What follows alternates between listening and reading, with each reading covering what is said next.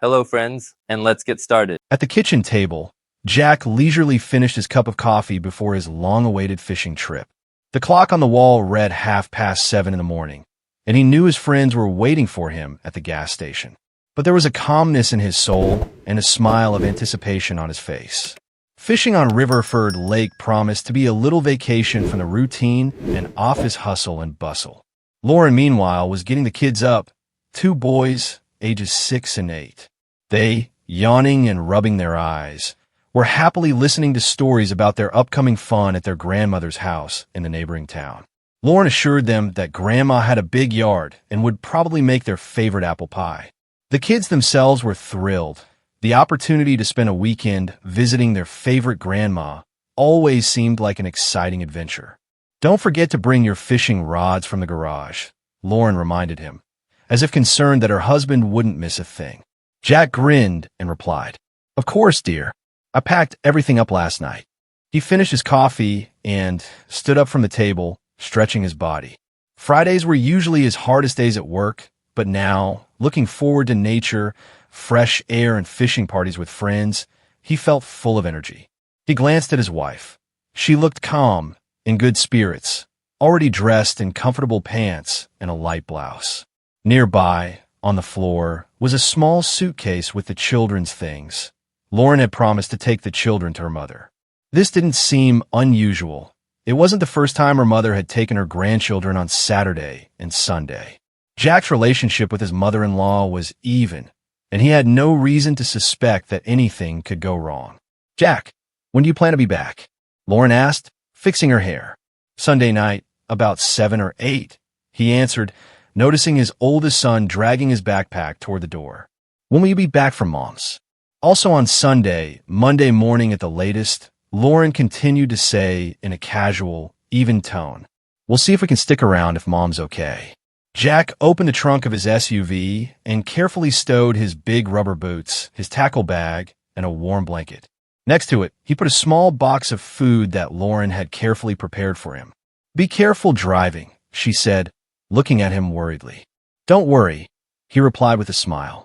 "You do too, and call me if anything happens." He walked around the car to say goodbye to the kids. The boys were already buckled in the back seat of her car, chatting about how they were going to help Grandma water the vegetable garden. Then Jack kissed Lauren on the lips, softly, lingering a little longer, feeling her warm breath. It all seemed very natural and family warm. With a final wave of his hand, he got behind the wheel. He started the engine and, taking a deep breath, waved through the down window. Lauren smiled, made an answering gesture with her hand. The kids, noses pressed against the glass, shouted loudly, "Daddy, bye."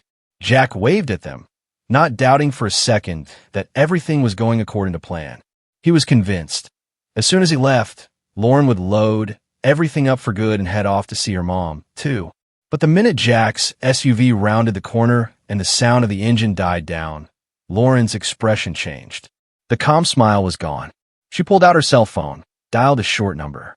"Yes, I'm taking the kids to my mom's right now, and then I'll be back. You could drive up to my place a little later," she said quietly, looking around as if she was afraid someone might overhear her. As she got behind the wheel, Lauren told the kids that they'd have to stop at Grandma's for a while, and then Mom had forgotten something at home and would come back for it. The kids, of course, didn't pay much attention to this detail. Grandma's baked goods are much more interesting than a travel schedule. They were only excited about the possible adventure. Lauren drove the boys to a neighboring town and left them in the care of their grandmother, exchanging a few sentences about Jack's away too, and she, Lauren, might be back later. Lauren's mother didn't suspect a thing, just smiled and was happy to host her grandchildren for the entire weekend. After making sure the kids were in good hands, Lauren got back in the car and drove home. Her mind raced with thoughts full of excitement. The empty house, the absence of her husband. The realization that she had so skillfully pulled off this lie gave her a mixed feeling of fear and excitement. Her knees trembled a little and her heart beat an anxious beat, but suppressing her anxiety, she drove on, for the plan was already in motion. Just then it was them, the family, the traditional morning goodbye, smiles, kisses, children's joy. And now Lauren was already making a turn back to the house. which would now become the stage for completely different events. Jack sincerely thought that everything was going according to the usual scenario. The children, to their grandmother, his wife, there he to go fishing. But it was all just to cover a masterly performance. Lauren realized that it only took one little thing, one random phone call, for the whole structure to collapse. But now that her husband was far away, she bravely took another deep breath. Adrenaline and anticipation came over her in a wave. She pulled into a familiar, quiet neighborhood. Her gaze slid over the neighbors' windows. No lights were on anywhere, all at work or on errands. The house greeted her with a smooth facade, as reliable and cozy as ever. Lauren parked and got out of the car, feeling her legs weaken. Maybe this was the wrong decision, but remembering the voice on the phone, she finally convinced herself otherwise. It's going to be okay. Jack won't come back early. He won't suspect a thing. She put the key in the lock, stepped into the house, and looked around, closing the door behind her. Ahead of her was the very weekend she decided to spend in secret from her husband. And it was that duplicitous morning that had been the impetus for all the drama that was just beginning. Hours later, in a different place, in a completely different mood, Jack was sitting around a campfire with his friends Tom and Brandon. They were camped on the picturesque shore of Riverford Lake. The trees rustled and the water rippled quietly near the shore in the light gusts of wind. The fishing had already brought them a few good trophies. The fire-roasted fish smelled deliciously of spices, and the men were engaged in friendly conversations about life, sports, and work. Jack had always appreciated these outings, a chance to get away from the noise of the city, to shake off the excitement of the office routine, to remember what true male friendship was all about. The fire crackled, sparks flew up into the sky, which was almost devoid of city lights. The men joked with each other, reminiscing about their college days. "Are you sure Lauren's okay with you going away for so long?" Tom asked, taking a sip of beer. "No," Jack answered, smiling. "She's gone with the kids to her mom's for the weekend. So everything's cool." "Dude, you're lucky," Brandon said, waving a charred stick over the fire. "My Emily would have been all over me if I'd left her alone." "Every family is different," Jack said. "Lauren and I are fine. She trusts me, and I trust her." He really did.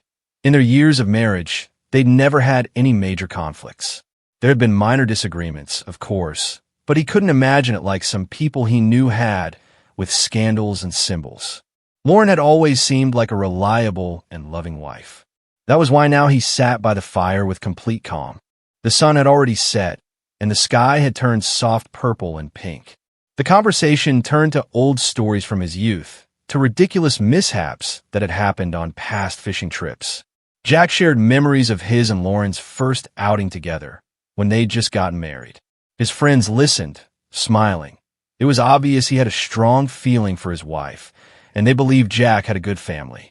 At that moment, his cell phone, which was lying near his backpack, vibrated briefly.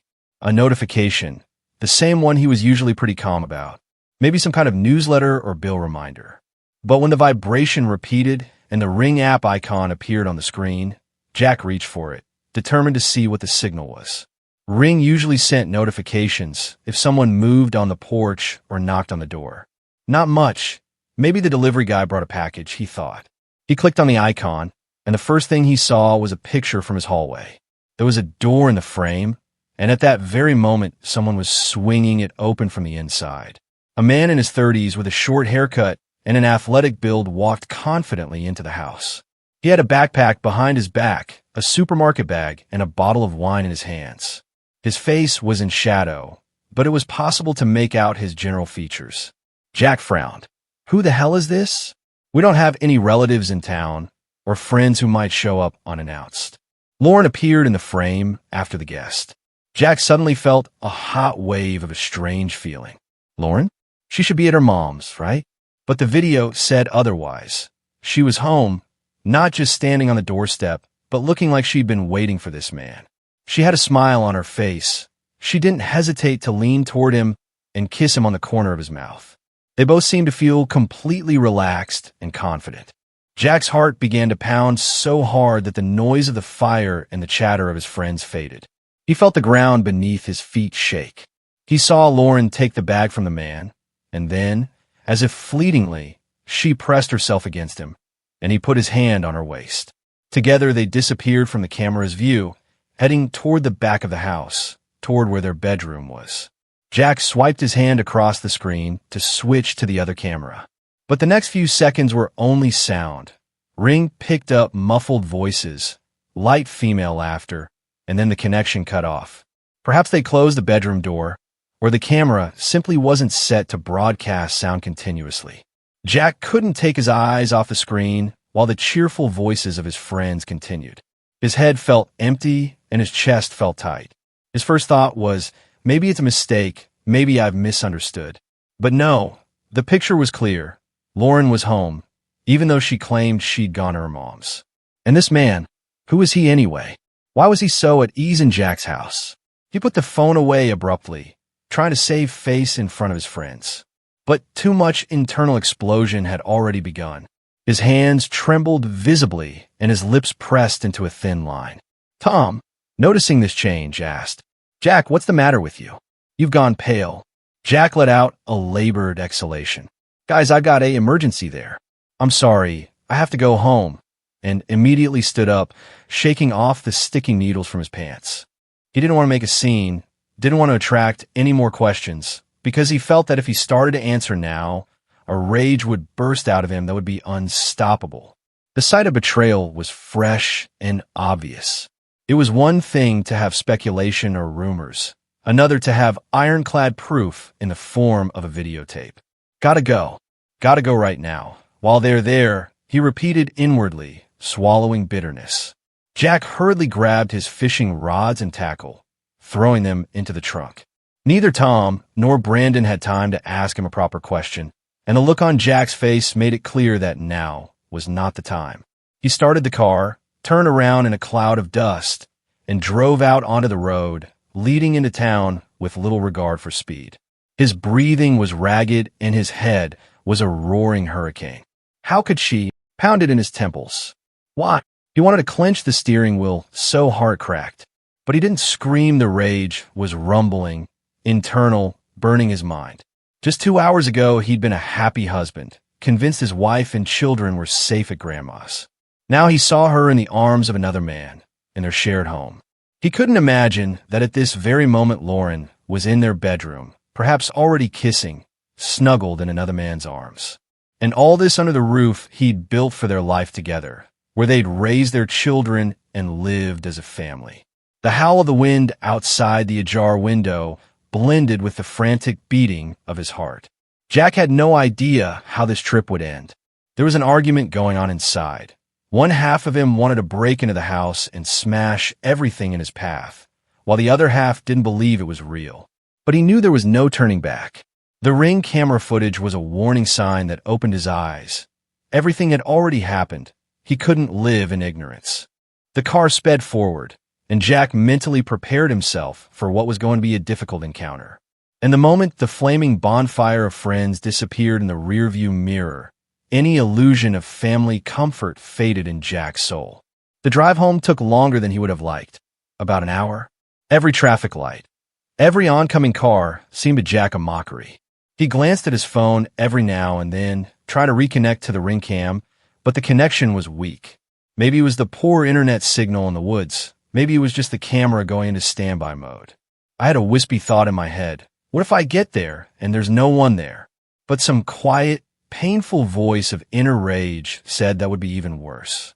Jack wanted to catch everything in place, to see for himself, to have no doubts. Every mile on the desert highway seemed like torture. The lights of the city were visible in the distance, but they seemed to be approaching at an agonizingly slow pace. During this time, Jack replayed the scene he had seen on the app so many times in his mind. The kiss on the doorstep, Lauren's smile, their departure to the bedroom. He felt his lips tighten in disgust, and a resentment as heavy as lead rise in his chest. This isn't just a casual flirtation, not some smile at the bar. This is their family hearth, and she'd brought her lover there, confident that her husband was far away. The humiliation washed over Jack in waves like a firestorm. He hit the brakes hard on a stretch of road when a daredevil on a motorcycle flew into the oncoming lane. Jack mentally cursed him, but then realized that he was driving under the speed limit, and he'd already blinked at the signs several times.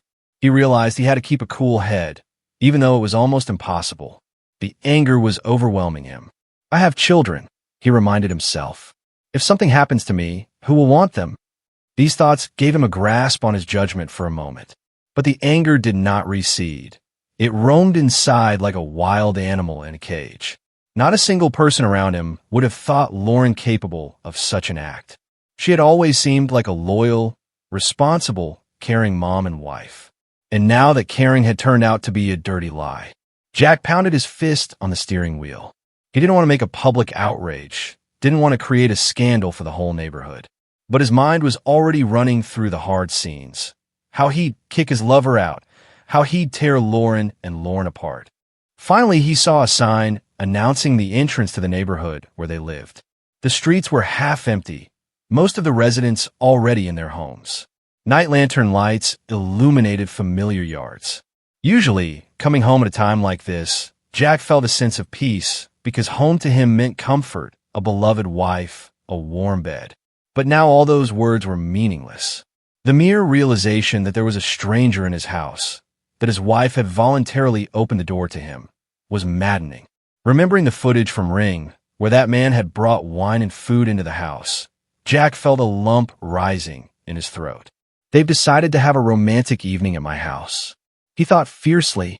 His fingers turned white as he gripped the steering wheel. And for a moment, he caught himself almost unblinking, fixing his gaze on the road with a look of frantic determination. Some people in a critical situation might be confused or stuporous. But Jack was of a different type. His brain in a crisis began to work clearly and straightforwardly. Deception means rupture. He'd always been a man of the all-or-nothing principle. And in this case, it seemed that nothing was still Lauren's best definition of her future in his life. He pushed away the shadow of memories of past happy moments. The wedding, the birth of his children, the family celebrations, all of it seemed far away now and almost irrelevant. How could everything be so denigrated? He thought bitterly, turning down a quiet street. He could already clearly distinguish familiar silhouettes of houses. Here was his house, two-story, with a neat front lawn, which he had planted with his own hands a few years ago. The sight of the house, with its dark windows, except for the light in the upstairs bedroom, seemed to scream what was going on. A stranger's car was parked at the gate, a gray Mazda he knew exactly nothing about. So he's still here, Jack noted, catching his breath. Something inside him shivered as he imagined what was going on in that very bedroom. But his face became frighteningly calm, a menacing calm that hid a storm of feelings. He slowed down, parked a little farther away, and shut off the engine. For a few seconds, he sat in complete silence, staring at that car. The people living in the neighborhood hardly noticed anything. The neighborhood was a dormitory. Everyone had long since gone to bed. And that played to Jack's advantage. No one would be in the way. In the back of his mind, he had a thought. What if? But he didn't say it to himself. He wasn't going to compromise or make excuses for his wife. He was going to cut that vile knot of betrayal in one blow. And now all he had to do was enter the house, his territory, and do what he had to do. Silence descended on the street as he opened the car door and climbed out. The night air was colder than it had been by the lake, but that only fueled his fighting resolve. This night was going to put an end to a relationship he thought was unbreakable. In front of the house, Jack froze for a few seconds, contemplating exactly how to enter. The key was to catch them. If he started knocking on the front door, they might have time to hide, change clothes, make up a false excuse. No, he wanted to see things as they were. He glanced at the second-floor windows. There was a faint light on in the bedroom. Yes, that's where it was. He ventured around the house to get in through the back door. He knew every corner, every loophole. It was his house after all. Jack's footsteps were barely audible across the cooled lawn. He was reminded of the hunting excitement he'd once felt when tracking fish or, in his youth, deer during hunting seasons. Now a similar feeling surged up, but much more somber. Jack checked the back door. It was locked, but he had the keys. He turned the key carefully, trying not to make a sound. The door gave way, opening into the dark kitchen. There was semi-darkness inside, diluted only by the faint light from the hallway. Neither conversation nor footsteps could be heard. They're probably in the bedroom, he realized. As he passed the dining room table, he noticed traces of it. Flutes of wine, a half-empty bottle, a plate of cheese and fruit. It was all too romantic, as if Lauren had wanted a special evening. The sight of this evidence fueled his aggression even more. He felt his lips pressed together into a thin line on their own. He moved on. There was a carpet underfoot that muffled his footsteps. Looking up, Jack saw a man's jacket hanging on the rack next to the stairs, clearly not his. Another confirmation. Things really do happen without a shadow of a doubt. Lauren wasn't afraid to leave footprints, so she was sure he wouldn't show up until Monday. Perhaps she had clear plans in her head to enjoy these days with her lover while the kids and husband were away. The thought of that made him clench his fists, but he didn't want to vent his anger right now. He had saved the best and worst for the moment of truth. The night house was silent, and Jack's heart was beating so loudly that he thought they could hear it from outside the bedroom door. As he climbed the stairs, he noticed a slight opening beneath the door where the dim, warm light of the lamp was coming from. And, yes, now he heard Russell's fragments of laughter, quiet moans that stabbed at his heart. "They're not even hiding," ran through his mind. No shame, no fear. Go to the door. Jack stood for a second, listening. The slight muffled sounds confirmed that there was no friendly conversation going on in there. He felt his breathing quicken. "Steady," he said to himself, though inside he was seething. No tears, no lust to listen to excuses. "Let's act." He pushed the handle of the door with a determined movement. It was unlocked. The door opened, and before his eyes appeared a scene which in an instant destroyed the remnants of his human patience. The room was in semi-darkness, and the curtains were slightly drawn. On the bed, Jack saw Lauren Half lying on the crumpled sheets. She was wearing only a light shirt that had slipped off her shoulder, revealing much of her naked body. Next to her was Kyle, an athletic guy in his 30s. Jack remembered meeting him at the gym. Kyle was shirtless, his torso glistening in the light of the bedside lamp. He froze like a hunted animal as his husband burst in, and Lauren shrieked and yanked her shirt up sharply, trying to cover herself. Jack froze in the doorway for a moment, looking at the picture as if he were burning himself against this reality. This is it, the confirmation. No more doubts. It's exactly as I feared. A thick lump came to his throat. The betrayal appeared to him in vivid, realistic detail. Kyle was the first to come to his senses, jumping out of bed. "Hey, listen, bro, that's all Dash." He started to mumble something, grabbing at a t-shirt lying on the floor. But the look in Jack's eyes was more eloquent than any words.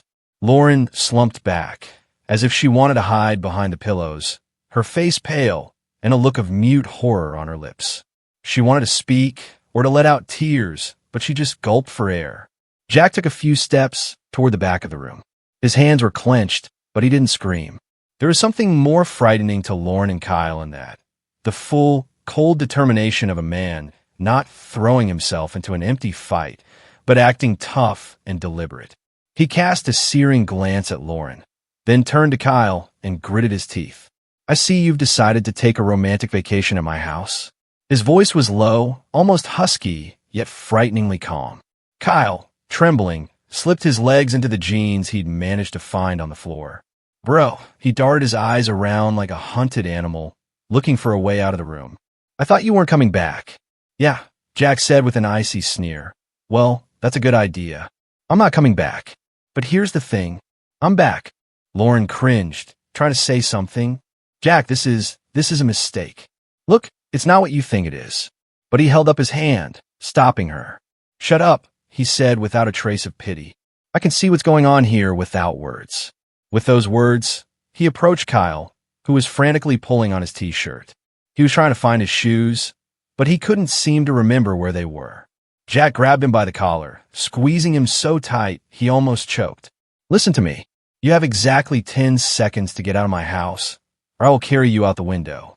Looking into Jack's eyes, Kyle realized that this was no idle threat. He began frantically gathering his sneakers and socks, grabbing his phone off the chair. Dude, I'm really sorry, really. He began, trying to squeeze out some pathetic apology. Shut up, Jack growled. Get downstairs before I change my mind. No sooner had Kyle reached the door than Jack gave him a kick in the ass that was enough to make him nearly lose his balance and fly into the hallway. There was a brief flash of pain in his exclamation, but Kyle didn't turn around. He was racing for the stairs.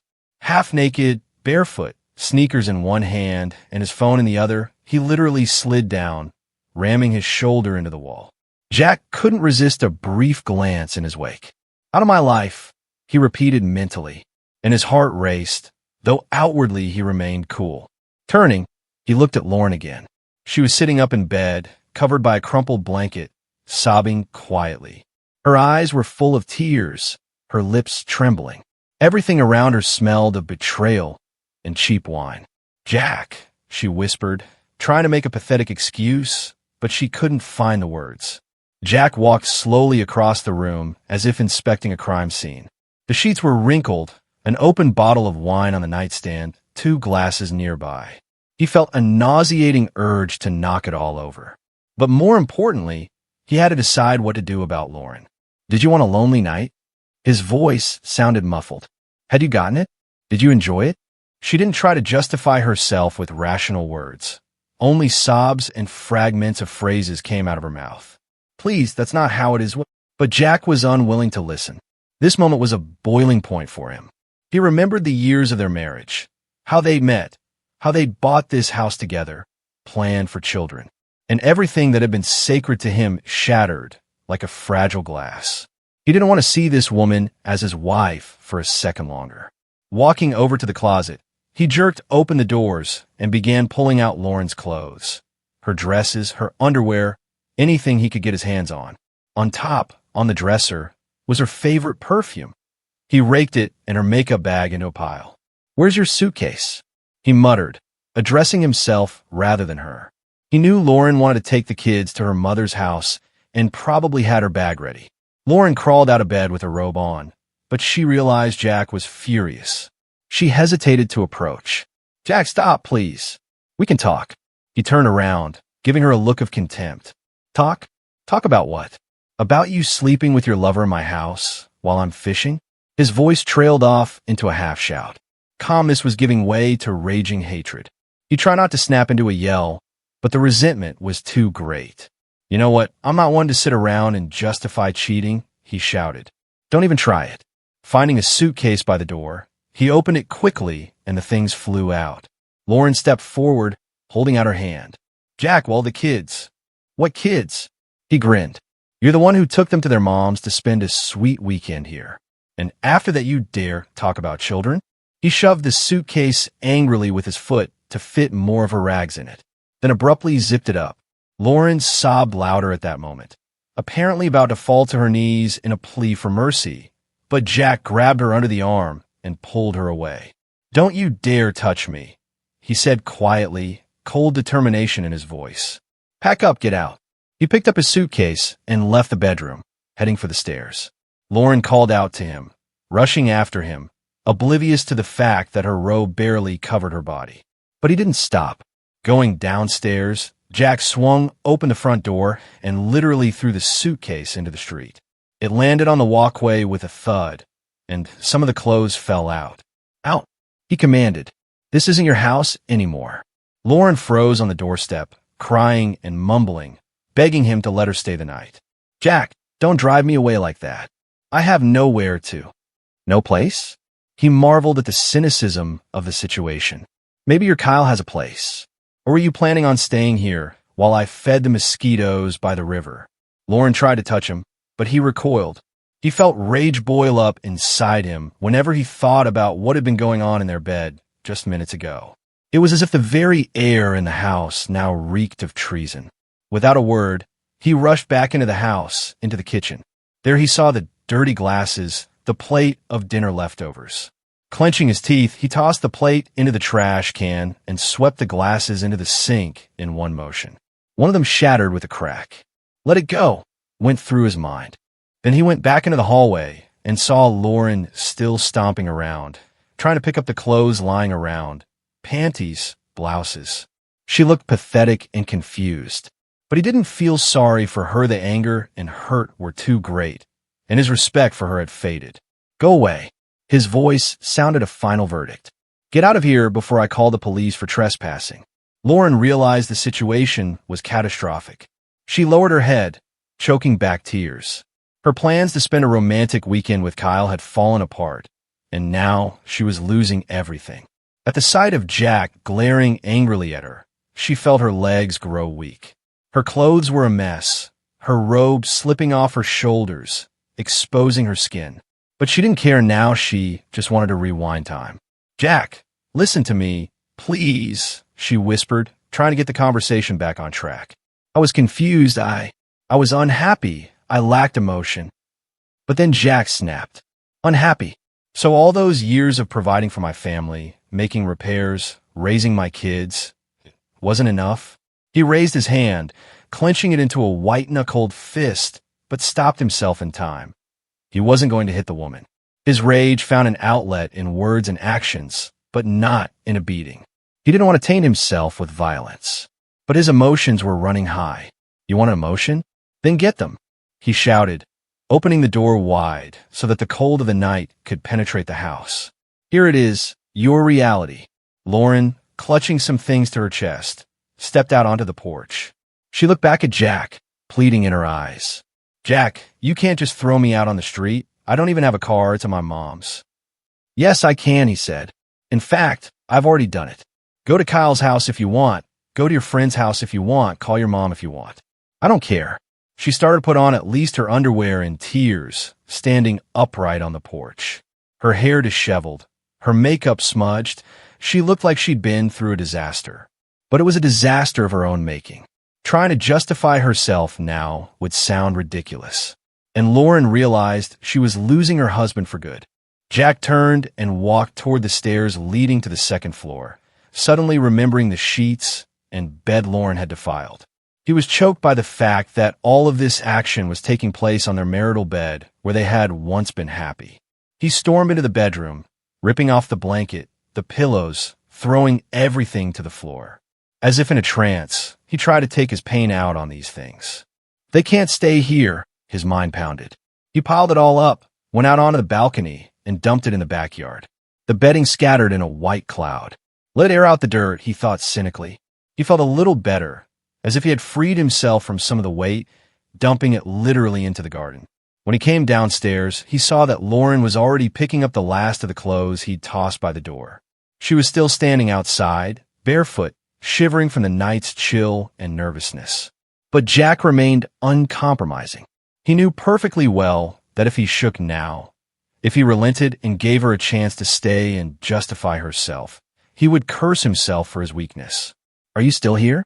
He asked with cold irony, looking at her. Where am I going to go? She sobbed. That's not my problem, he replied, sighing. Look, when you decided to cheat, did you think about the consequences? You ruined your family, and there's no we anymore. With those words, he slammed the door in her face, as if putting a final stop to it. Lauren sobbed as she realized she was out on the street in the middle of the night in her robe and suitcase. Regret and despair piled up inside her. But there was no turning back. There was silence in the house. Jack felt his heart continue to pound at his chest. He slumped in the living room chair, staring at one point. Lauren's soft sobs could be heard outside, occasionally interrupted by short phone calls. She seemed to have called a cab or someone she knew, because after a while the headlights of a car flashed in front of the house. There was a soft noise from the engine, and everything went quiet. He got up to look out the window. Lauren had disappeared, along with her suitcase. Probably a cab, or someone she could call urgently for help. Jack gazed out into the night landscape. He had once loved this view. The quiet street lit by street lamps, the cozy neighborhood houses, lawns and trees. Now this view seemed foreign to him. Once he had been happy to return to this house where his wife and children were waiting for him. Now he realized that things had changed irrevocably. He walked into the kitchen, looking at the mess left behind by Lauren and her lover. He remembered the brief kiss he'd seen on the tape, in our house, in our bedroom. Inside, everything clenched with revulsion, but at the same time he felt wildly tired. It was as if the whole thing had sucked the strength out of him. He brewed himself a cup of strong coffee and sat down at the table. The smoke from the cup rose to the ceiling, and he stared at nothing. One thing was clear. There was no turning back. Jack didn't want any trying to start over. He didn't want to listen to psychologists about working on mistakes. For him, infidelity was the point where the door closed forever. Thoughts drifted smoothly to the children. This was the most painful moment. Jack understood that they would have to explain why Mom and Dad weren't living together. Yes, it would be hard, but he was sure that it was better to make an honest decision than to lie and live in illusions. Let the kids know the truth. Mama betrayed the family. Remembering how Lauren had sobbed and tried to apologize, Jack felt the flames of resentment still burning inside him. He didn't believe a word she'd said. He could feel it. She had no regret until she'd been caught in the act. In fact, she was only mourning her gotcha skin, not her broken marriage. With those thoughts, he stood up and slowly made his way upstairs. The bedroom, which still smelled of someone else's perfume, someone else's presence, made him clench his fists. He'd already thrown the sheets away, but the vile feeling wouldn't let go. He opened the windows, letting the cool night air into the room. Leaning on the windowsill, Jack froze. It seemed he could finally exhale a little. "This is my home," he repeated mentally, "and I've scrubbed the treachery out of it." If someone from the outside seeing him now, they might think he was calm. But inside, a mixture of grief, anger, and relief at having it all cleared up was bubbling. There was no doubt now. He had made his decision, and it was final. Suddenly, he heard a thud on the door. It was Kyle, apparently trying to find his shoes or something. Jack, hearing someone fumbling at the front door, quickly went downstairs. Kyle stood on the porch at a loss, trying to say something. But Jack said exactly 2 sentences. "Leave, or else you'll regret it." Kyle's face showed fear. He realized that no apology would work now. He lowered his eyes stealthily, mumbled, "Okay, sorry," and disappeared into the darkness.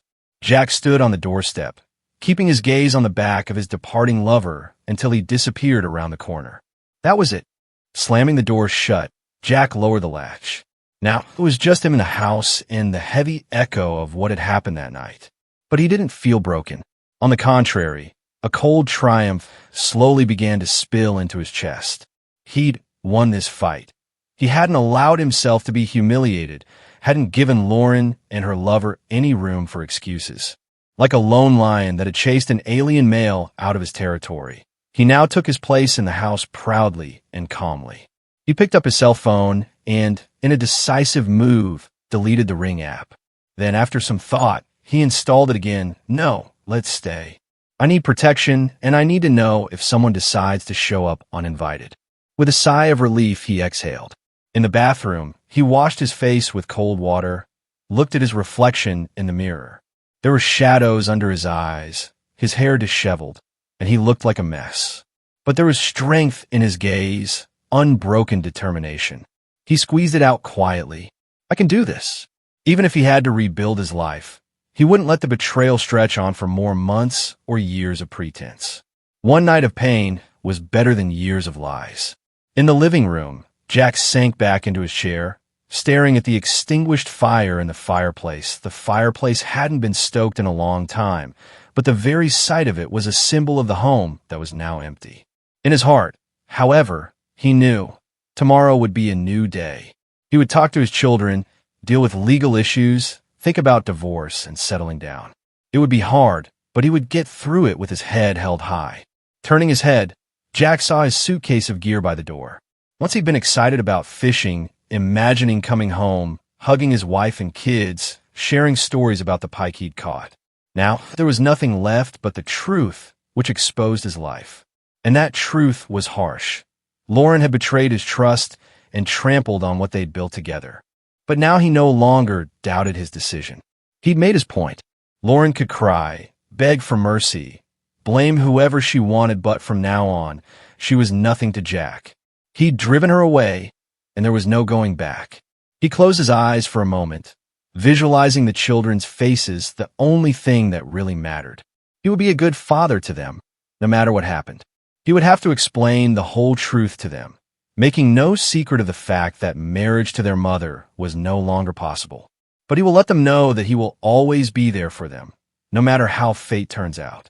So, in the depths of the night, amidst the silence, broken only by the occasional sound of the street, Jack felt that his faith in himself was helping him to hold on. He would be able to go on living, bearing his pain, but not compromising. And the house, it would be his fortress again, albeit without Lauren.